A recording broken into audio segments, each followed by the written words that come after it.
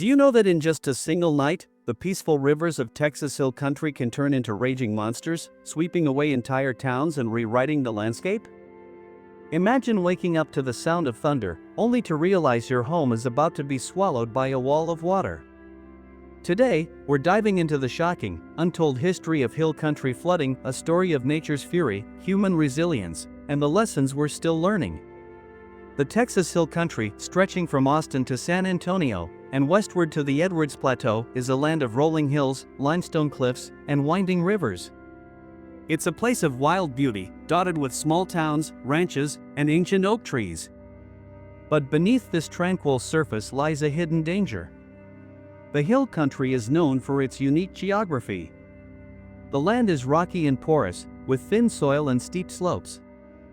Rainwater doesn't soak in, it runs off fast. The region is crisscrossed by rivers like the Guadalupe, Llano, Blanco, and Pedernales. These rivers are usually gentle, but they can become deadly in a matter of hours. And here's the key fact: the Texas Hill Country is one of the most flash flood-prone areas in North America. In fact, meteorologists call it Flash Flood Alley. The combination of sudden, intense storms and the land's inability to absorb water creates the perfect recipe for disaster. Over the past 150 years, the hill country has seen some of the most devastating floods in American history. From the deadly flood of 1921 that drowned San Antonio, to the catastrophic events of 1935, 1981, 1998, and 2015, each disaster has left scars on the land and on the people who call it home. But why does this keep happening? And what can we learn from the stories of those who survived and those who didn't? It's September 9, 1921. The summer has been hot and dry. People in the hill country towns of San Antonio, New Braunfels, and Taylor are going about their lives, unaware of the storm brewing to the west. Suddenly, the skies open up. In just a few hours, more than 23 inches of rain fall near Thrall, Texas. Rivers and creeks, bone dry just hours before, become torrents. The ground can't absorb the water. It rushes downhill, gathering speed and power. Warnings are few. There's no radar, no cell phones, no sirens. People hear the roar of water in the darkness, but by then, it's too late. In San Antonio, the San Pedro Creek bursts its banks. Streets become rivers. Homes are swept away. Families climb onto rooftops, clinging to each other as the water rises. By morning, more than 200 people are dead. The city is in shock. The hill country has just experienced one of the deadliest floods in Texas history. But this is only the beginning. Over the next century, the hill country will face flood after flood, each one testing the limits of human endurance, and each one raising the same haunting question: can we ever truly control the power of water? Let's walk through the major floods that have shaped the hill country, step by step. 1921, the San Antonio Flood.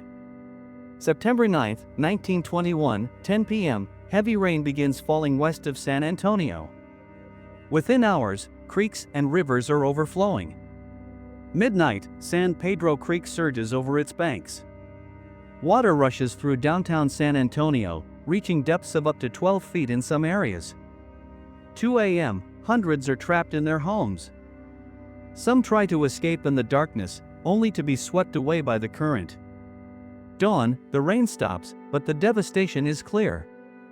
Over 200 people are dead. Entire neighborhoods are gone. 1935, the Great San Antonio Flood.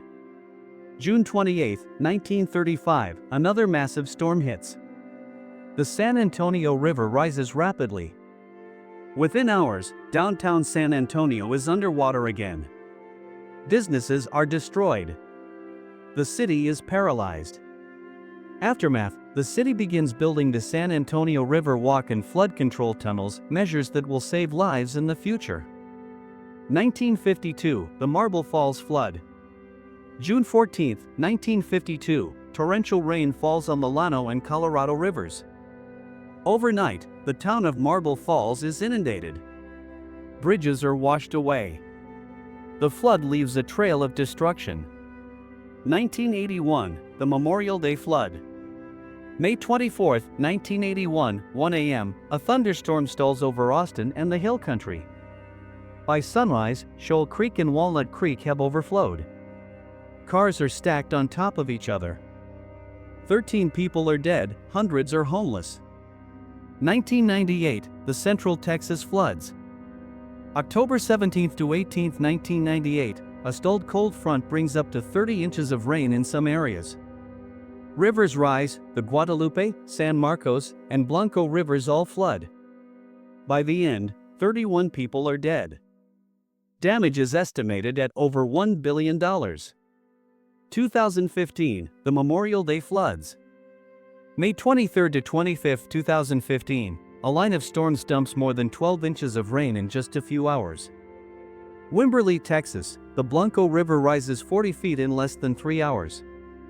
Entire homes are swept off their foundations.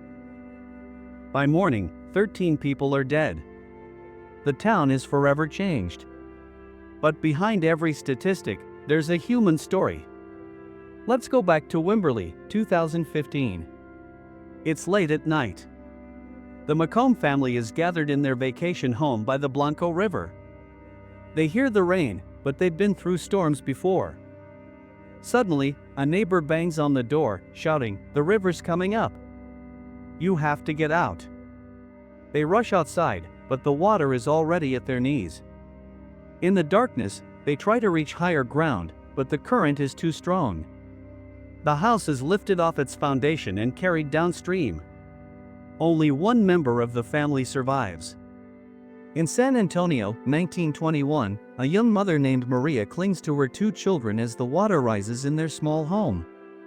She manages to get them onto the roof, where they wait for hours in the pouring rain, praying for rescue. When the water finally recedes, their home is gone, but they are alive. There are stories of heroism, too. In 1998, first responders formed human chains to pull people from flooded cars.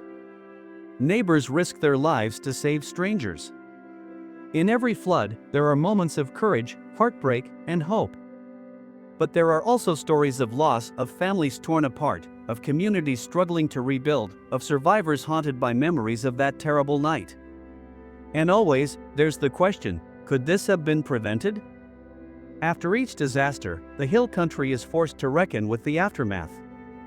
In 1921, San Antonio begins building a network of flood control channels and the famous Riverwalk, a project that will protect the city for generations. After the 1935 flood, the city invests in even more ambitious flood tunnels, diverting water away from downtown. In the 1980s and 1990s, new laws require better warning systems, improved dam safety, and stricter building codes. The National Weather Service develops advanced radar and flash flood alerts. But nature always finds a way. In 2015, despite all the technology, the Blanco River rises faster than anyone thought possible. The floodplain maps are redrawn. Communities debate whether to rebuild or retreat. And in the years that follow, scientists study the changing climate, warning that more intense storms may be on the horizon. The scars of each flood remain etched into the landscape, and into the memories of those who lived through them. So, what can we learn from the history of Hill Country flooding? First, we learn that nature is powerful and unpredictable. The rivers that bring life to the Hill Country can also bring destruction. Second, we see the importance of preparation. Early warning systems, flood control projects, and community planning have saved countless lives. But there's always more to do. Third, we're reminded of the resilience of the human spirit. Time and again, the people of the Hill Country have rebuilt, supported each other, and found hope in the face of tragedy. But perhaps the most important lesson is this: we must respect the land we live on. The Hill Country is beautiful, but it demands our respect and our vigilance. As storms grow stronger and the climate changes, the story of Hill Country flooding is far from over. But by learning from the past, we can build a safer future.